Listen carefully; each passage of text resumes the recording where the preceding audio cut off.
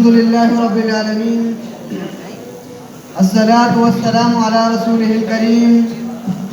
أما بعد، فأعوذ بالله من الشيطان الرجيم. بسم الله الرحمن الرحيم. ولا تقولوا لمن يقتل في سبيل الله أموات بل أحياء ولكن لا تشعرون. صدق الله العظيم. رئيس الحفلة الميمونة، أساتذة الكرام وضيوف الإعزام وزملائي وأصدقائي وأحبائي، السلام عليكم ورحمة الله وبركاته. إخواني في الله، أريد اليوم أن أخطب أمامكم حول عنوان الحرية الكشمير. المستمعون الكلام، إن الكشمير بدون ريب ولا شك وريد الباكستان.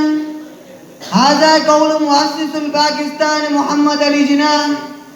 إخواني في الله، سكان الكشمير 80% مسلما، لكن بالرغم هذا ابتال الغاصب واحتل الكشمير وظلم سكان الكشمير وخرب أودية، وفي كل بيت الكشمير دخان البارود، وقتل الفتيان وهبس الأشياخ ونهس الفتيات.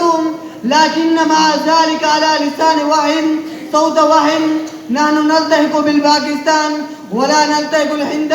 إخواني في الله، حكم المسلمون على الكشمير 700 سنة، لكن حكام المسلمين ما ظلم الهندوز ولا على غيره.